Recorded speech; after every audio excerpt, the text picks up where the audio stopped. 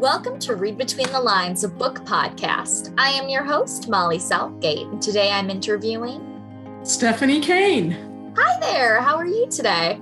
Great, how are you? I am doing so great, and I just want to let the audience know that this is Stephanie's third time on the show, and I believe that she's the only person to hold that honor. So anyone listening to this, go check out all of the other installments of this trilogy now. And just once again, thank you so much for coming on the show again. It's a real treat to have you back. I'm honored. So can you tell me about your new book?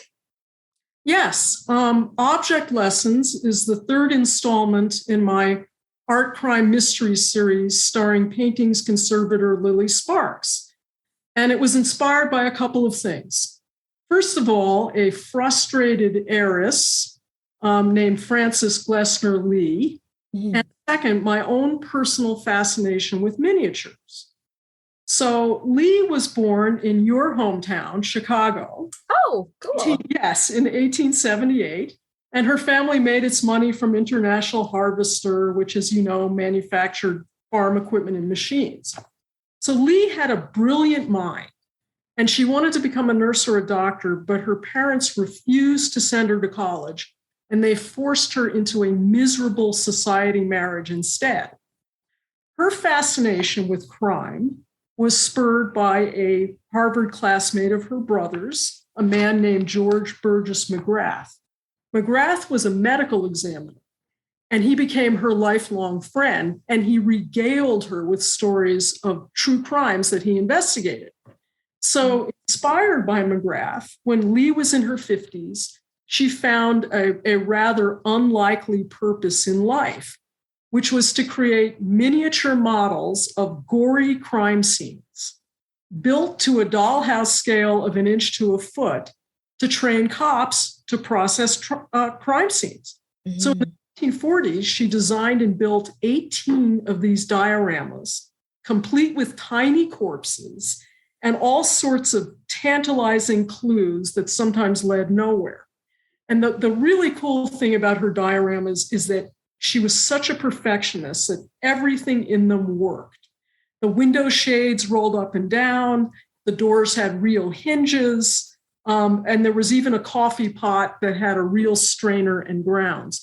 And she was such a perfectionist, Molly, that she built she had a skilled woodworker who helped her execute these things, of course, but she made all the dolls herself. And she actually knit the stockings of the female dolls on straight pins. Oh, wow. So, I mean, she was that much of a perfectionist. So 3 years ago, her dioramas went on public display for the first time at the Smithsonian's Renwick Gallery in Washington. I went there, and my husband and I were, of course, first in line. You had to have tickets and everything. And immediately the place was deluged with these throngs of visitors, school kids, retired cops. They couldn't get enough. The dioramas are still used to train cops, but if they ever go on the road again, try not to miss them. Yeah. So this brings me to the other thing that made me want to write Object Lessons, which is the psychology of miniatures. So why do they fascinate us? I think one of the best examples of why is a snow globe. If you think about it, it's an entire world enclosed within a world. It's a world within a world. Mm-hmm. And when you gaze inside, it's like you're looking at the whole universe at once. And when you hold it in your hand, you get kind of a godlike power because you can shake the globe and make it snow. So because they evoke, and I think the thing is that, it's a tiny replica. It's a perfect replica of something real, but it's shrunk. It's tiny. And when you look at it, you literally feel like a giant. So because miniatures evoke this heady sense of power and control, when it came to conjuring up a killer for Object Lessons, it wasn't such a leap to make the killer be fascinated and triggered by tiny crime scene dioramas, like the ones that Frances Glessner Lee made. So the story itself, I'll just give just a 2-second recap, opens with a husband and wife forensic team, Adam and Eve Castle, who bring their own set of crime scene dioramas to Denver to train local cops. And then a string of baffling life-size murders follow. So is the killer maybe using the dioramas as roadmaps? And of course, Lily Sparks enters the case. And when she does, she gets pulled into the orbit of a killer who seems intent on going from master of a tiny universe, the dioramas, to playing God on a life-size stage. So that's what the story's about, and that's kind of what I wanted to explore when I wrote it. Yeah, it's such an intriguing story, and throughout it, something that I really loved was it constantly made me question what was going on. And it was I love that in thrillers. Like, I would look and I would be like, well, it can't be these people, and because I was like, well, it can't be them because they're too normal or they have this thing going, and then it was those people. I don't want to spoil, but I love that. I love when things kind of take me by surprise, and it would be like there was just enough in there to question, like you could understand why some of the people working on this case didn't think the crime had anything to do with the miniatures, and you could understand why Lily thought that it did. Which was really good to read, because sometimes you read these and it'll be like, okay, that's a little bit ridiculous that the cops wouldn't see who it was, but I did not feel that way at all with this one. Oh, good. So how did you decide on having these characters be like this husband and wife team together instead of just mirroring it closer to the real people that you were inspired by? Well, the story in a larger sense is all about what it means to have a home. Mm-hmm. Because these dioramas are tiny little homes. They're dwelling places. It's not like a diorama of a park or, a garage or something like that. These are where people live. So it also parallels Lily's arc of, is she finally ready to make a home with the guy that is, the guy she loves? Mm-hmm. So all of this had to do, the big overarching theme was kind of, what does home mean? Because the killer or killers are home wreckers, They take these places where where the victims are supposed to feel safe. I mean, what does home mean? It's a place where you feel safe, you can be yourself, and they convert them into these, these horrible crime scenes. And in a sense, that's what Frances Glessner Lee did. All of her dioramas are about places where people live. There's actually one that's like a scene of a street outside a saloon, and there's a jail cell. But all of the rest of her dioramas were of places where people are meant to feel safe. So that kind of became, the inspiration and the overall theme of the story. Yeah, that's really interesting. And it's part of why in horror movies, when something happens at the house, it's becomes so terrifying, because it's like, oh no, this is, like you were saying, where they're meant to feel safe. I did find that the themes of home really intriguing. And like at one point, they go to Frank's talk, and in it he talks all about home. And I thought that was a really clever way of articulating the themes of the entire book. So can you tell me a bit about writing out that talk and like putting it in there, and how you decided on having that be in there? Well, it's always one of the challenges of writing, for me at least, is introducing information in a way that feels organic to the story. Mm-hmm. That's not, just sort of thrown in there and telegraphs that, oh, this is an important thing for the reader to know. So Frank is one of the characters. He's a psychologist. And if he was going to deliver that important sort of context, the psychological context of what home means, then he had to have a serious, important role in the plot. So it made me develop him more to justify that very speech that you're pointing to. That's really interesting. Yeah, I loved that character. And I don't want to give anything away by talking about him too much, but just for you to know, that was a really interesting addition, kind of trying to figure out. And it really took us in, like you were saying, like into the psychology of what happens with these murders, even though, once again, no one read too much into what I'm saying if you have not read the book. But yeah, so kind of unrelated, but what was it like picking up this series back up? Well, it's kind of like reconnecting with an old friend.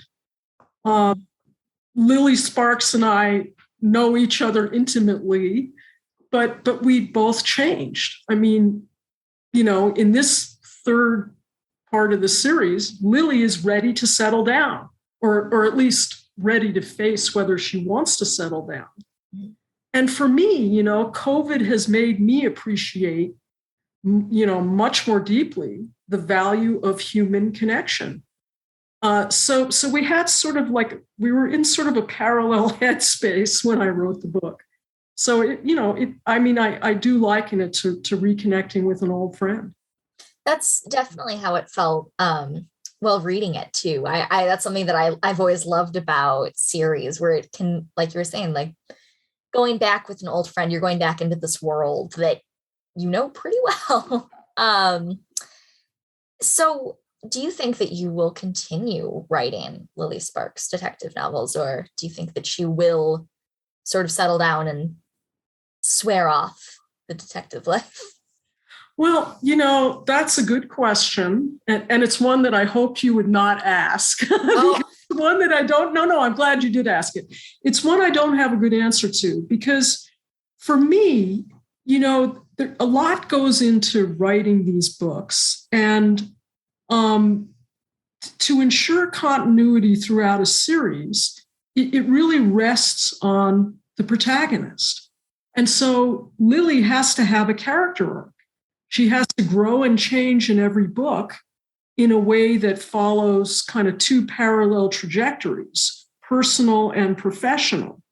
So, her overall trajectory is accepting her own imperfections, the fallibility of her so-called perfect eye, and to allow that acceptance to carry over into what starts out as a pretty rigid personal life. So, in the first book, in A Perfect Eye, she was the paintings conservator at the Denver Art Museum. That's kind of the pinnacle of her career. But of course, she has lots of conflicts with the museum brass, who are threatened by her perfect eye. And the personal part of that trajectory in that book is to move away from her father's rigid training. He's the one who cultivated her personal eye from the time she was a little girl, by doing these things that made her be more observant. But it was a pretty rigid training. So her trajectory, the beginning of her trajectory, is moving away from that sort of rigid perfectionism, which will allow her ultimately to reconnect with her old lover, Paul. In the second book, the conflicts at the museum inevitably come to a boil. And at the same time, she's coming to terms with her own imperfections, that maybe the best she can do is good enough. Mm-hmm. When Object Lessons opens, she's left the museum, and she's running a private conservation lab. So the challenges she's now facing is deciding what kind of a lab she wants to run. And if she is finally ready to make a home with Paul. So for me to do a follow-up, and also the other thing, of course, is that the crimes in each of these books have to somehow feed into her personal character arc. Mm-hmm. So each book requires a crime for me, that means a crime involving a real artist or a work of art, and a direction for Lily to move in. So I don't have that yet for the next one. I'm hoping I will come up with that, because I love writing about her. And actually, Object Lessons was the most fun book that I think I've ever written, because to design it, I had to come up with dioramas myself. I had to invent dioramas. I didn't construct them, like Frances Glessner Lee did. Mm. I had to come up with the ideas for the dioramas, and then they had to parallel life-size, real buildings, types of homes. And that was just tremendous fun. So I'm having fun with her. So I don't want to give her up, is basically the short answer to your question. And she really is such a great character. I was just curious because it's like, you don't know, and like towards the end of the book, as it's coming to a close, it's like, what will the next chapter be for Lily? Will she continue detective work on the side? Will she stay with her lab? Actually, one reason I put her in a private conservation lab is because everything that comes into that lab is a potential basis for a new story. I mean, it's just the types of art that come into that lab can spur endless kinds of crimes and mysteries. And in fact, the favorite of the new characters that I introduced with this book is a guy named Raph. Oh my gosh, yes. I was about to say he's like my favorite character. I loved him in this. An early reader suggested to me that he should be her love interest because they've got such chemistry, but no. I do not see that. But I want them to be very good friends. Well, he is a scruffy but brilliant specialist in the Hudson River School of Painting, who Lily consults for help in conserving a 19th century Thomas Cole landscape that she's working on. And his role, which is another reason I want to write another book, is because he would definitely be a continuing character. And his basic role is to challenge Lily's conceptions and to keep her honest. Because, the question is in this story, as far as her conservation work goes and the private lab is, does she have the guts to tell her new employer that this prized landscape that she's working on may be a fake? Mm-hmm. And he challenges her about that because, she doesn't want to lose her job. She's already left the museum. She's in a new place. Is she going to just keep losing her job or quitting her job? And he challenges her and says, what kind of a lab do you want to run? What are you all about? And of course, he becomes her partner in crime. So that's the reason I want to write another one, because he's just so much fun to write. And the chemistry between them is really fun to write about. Oh my gosh. And they have such a strong friendship too, especially for a character that was just introduced in this book. It felt really natural the way that it was built up too, because there are moments, once again, not trying to give anything away, but there are moments where I was like, oh, I don't know if he trusts her all the way. Oh, it seems like they're like learning new things about each other as it's going along, since this is the beginning of a friendship. But I'm glad you're pointing that out, because that's another really important role of a character like Raph in a book. Mm-hmm. Because sometimes you have to bring somebody brand new in who's kind of like a bull in a china shop to get the main character, who might be pretty guarded, to just reveal things about herself. Oh, yeah. That she's not ready to tell her lover, Paul, or her best friend, or her father, or, whoever else, certainly not her employer, whoever else is in her life. And so somebody like Raph can he just shakes the table, he just upsets the apple cart. And as a result of that, she has to face things about herself and respond to him, because he's very provocative. Yeah. And it was interesting to see that because he is connected with her life. Like, I mean, he works for her and like he's got all of these different connections into her various worlds, but it still felt a little bit like the friend that I know I have some of these friends. I know most people do, but where it's like they're kind of outside of your normal friend group or something like that, but that makes you closer. Yeah. And I felt like that was really an interesting dynamic to show because that's not something that I see a lot in media. Well, it certainly made him fun to write. Yeah. It's kind of a catalyst, like a new person coming into your life can be, because you're not freighted down, you're not weighted down with your old history and your the ways you've become accustomed maybe to ducking and weaving certain things.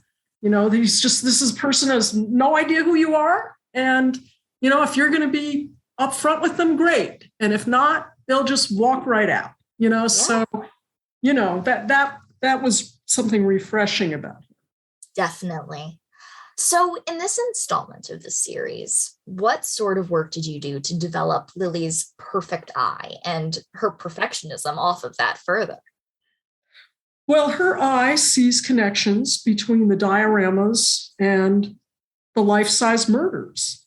And I did this by making certain details in the dioramas and the corresponding life-sized real-world crimes repeat each other. So one of the sets of, dioramas and corresponding real crimes involves, in the real crime, it involves a tiny house, one of these little miniature houses that have become something of a fad.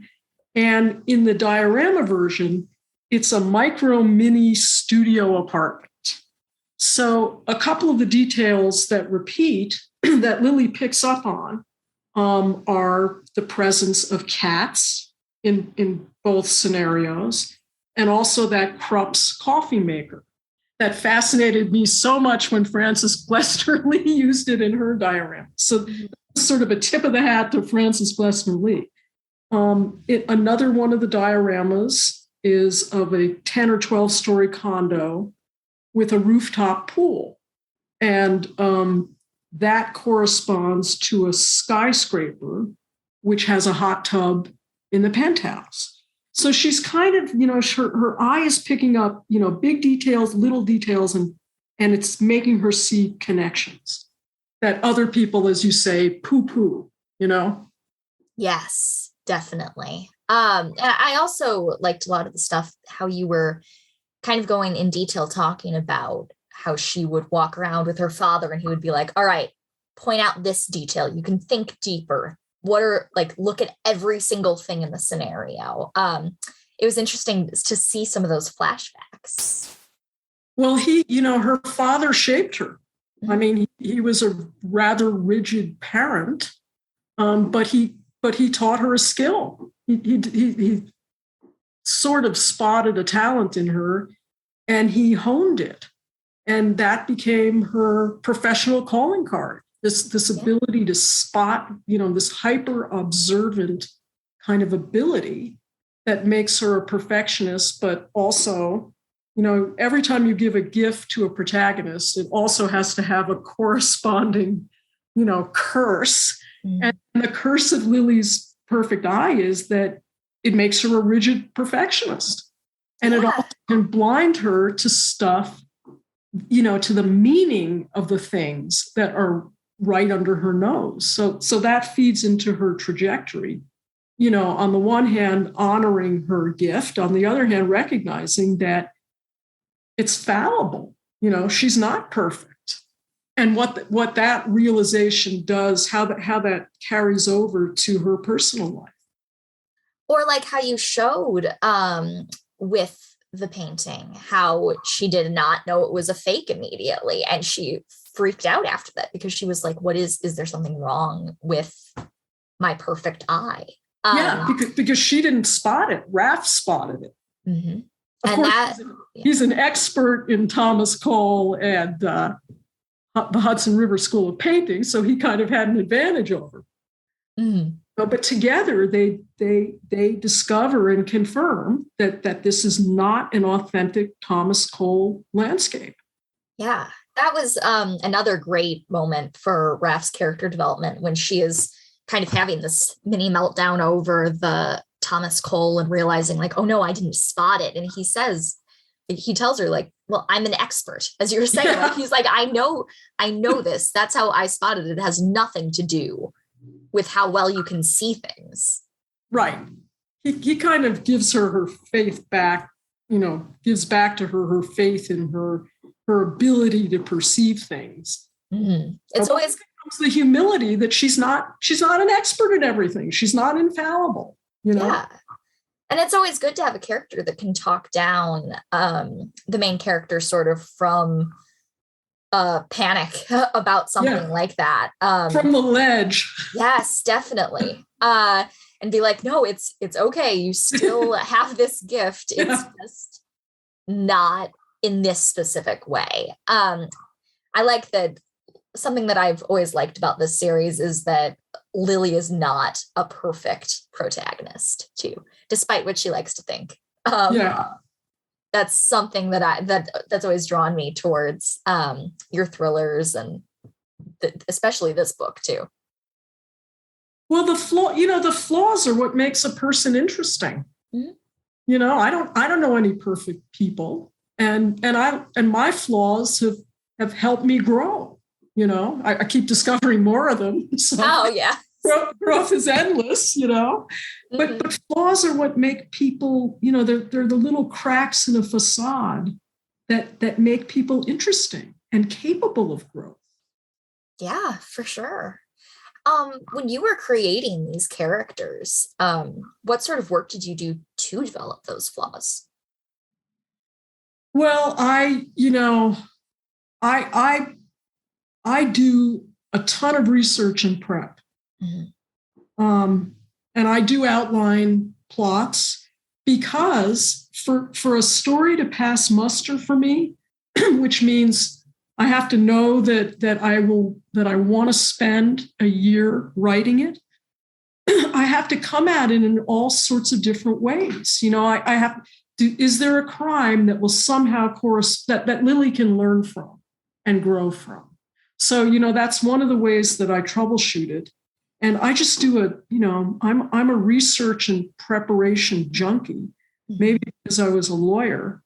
But what the great thing about all of that prep is that it enables me to wing it when I actually sit down to write.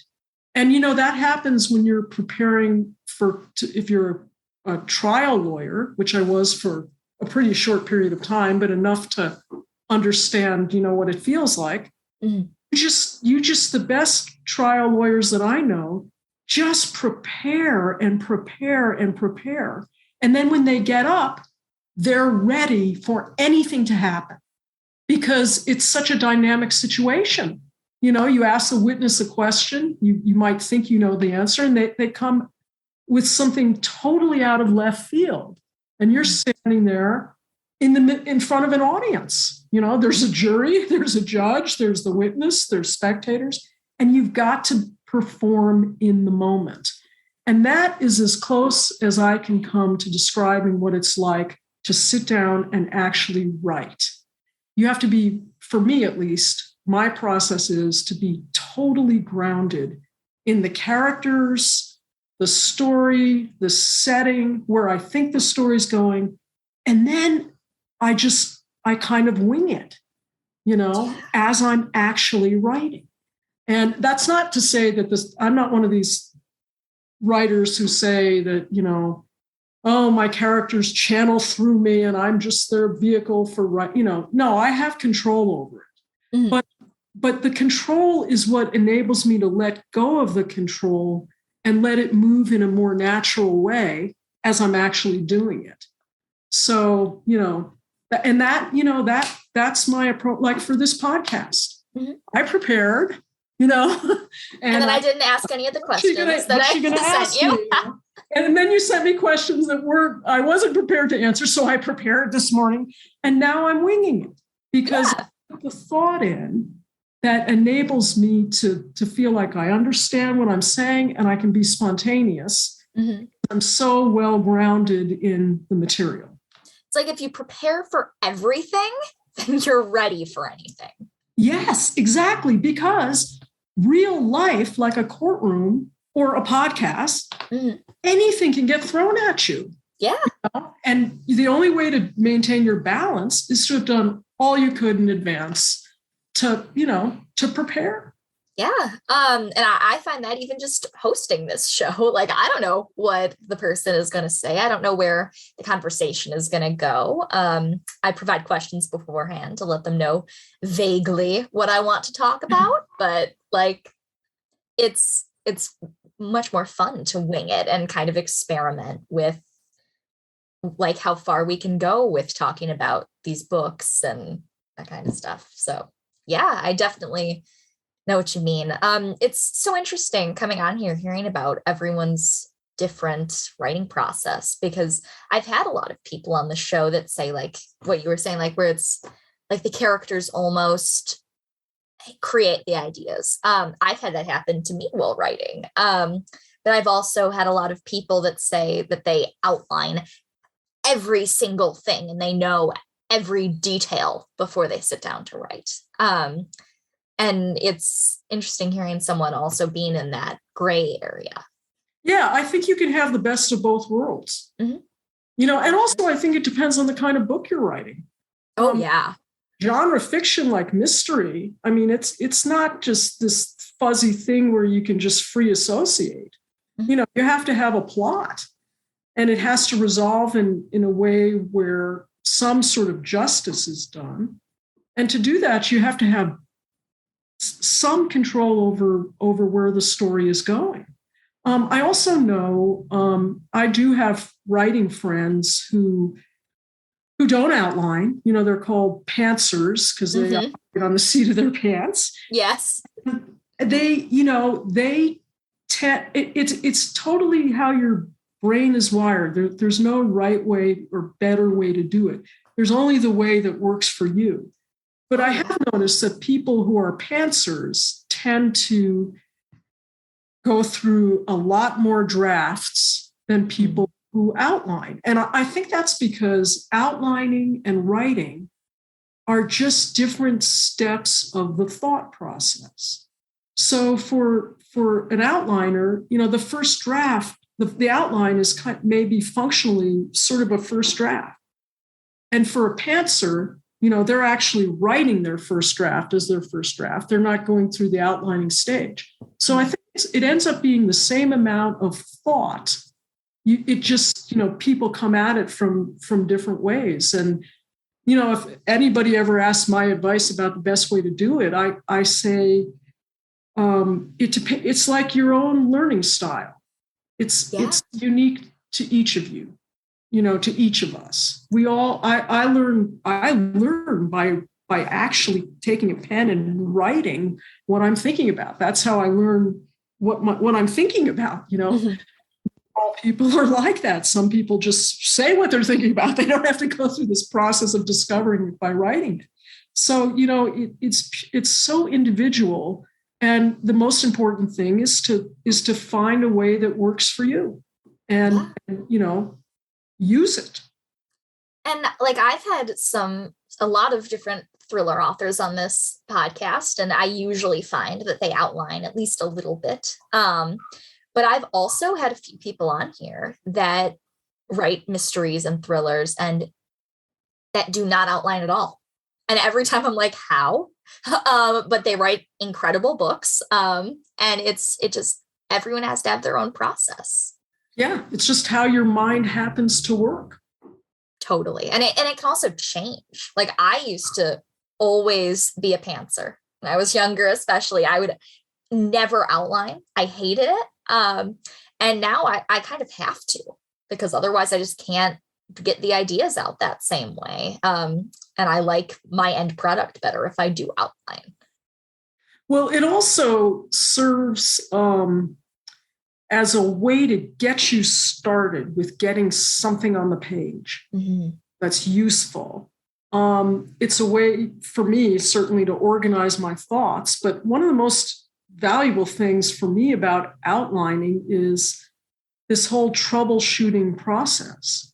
Because if it's an interesting crime, but it has nothing to do with art, it flunks my test. I mean, I'm writing an art crime mystery series, so there has to be a piece of art or an artist. And then also another thing about Lily is when I designed her, I didn't want just a cerebral kind of, heroine. I wanted her to actually have a job where she had to physically do things, not just brain stuff, but actually physically work on paintings. And so in each book, she can't just be going off on a toot and solving some mystery, even if it involves art. She also has to be working hands-on as a conservator. And that conservation work, like on the Thomas Cole painting, she has to somehow get some insight from the actual work that she's doing into solving this crime that's unrelated to that particular piece of artwork that she's working on, at least in this case. So, what the outlining does is, I have a question. How does this relate to her, on the job work? How is this artwork going to teach her something that will help her solve the mystery? And so if I force myself to answer those questions in an outline, it gets me deeper and deeper into the story. And sometimes it makes me reject the story because I think, it's too big I can't find a way to connect these two things. So I have to keep looking for a more interesting crime, a different piece of art, some other part of the conservation process that she can be doing during the story. All those things have to come into it, I think, because they create the glue that creates the continuity in the series. So a lot of tall orders. And, the way I deal with it is by forcing myself to really think about that stuff before I invest in sitting down and writing. Because once I'm sitting down and writing, I just want to keep writing that story. I don't want to have to go back and reinvent the wheel and throw out what I did. And, so I try to do all of that, the front end work. I spend a lot of time doing that so that the back end work, I can kind of fly. Yeah, totally. And like what you were saying too about the conservation, how like that'll keep popping up during the story, that I just wanted to mention that worked really well to help ground the story. Because like you'll hear her off on these adventures, like trying to solve these murders, there's multiple, and going out, and then in the next chapter, she'll be like, all right, well now I have to get to work, and she'll be in the lab with Wrath and trying to conserve this painting. Well, that's one of the challenges of a non-professional sleuth.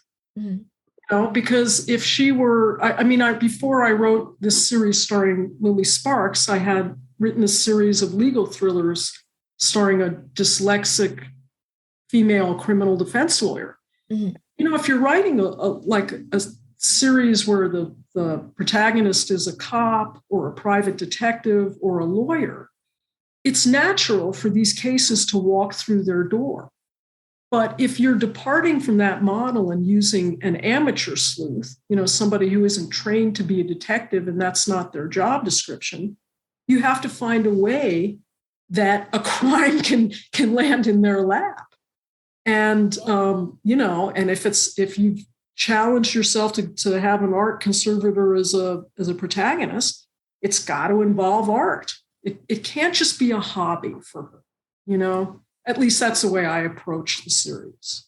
Definitely. Well, you know what? This has been such an excellent conversation. However, we are running out of time. Yes.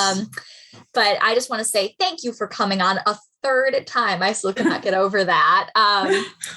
And this was really great. We will never run out of things to talk about. I think you're right. Thanks so much for having me. Of course. Thank you for coming on. I just have one last question, and that is, what do you have coming up? Well, I have a year from now a book called True Crime Redux coming out.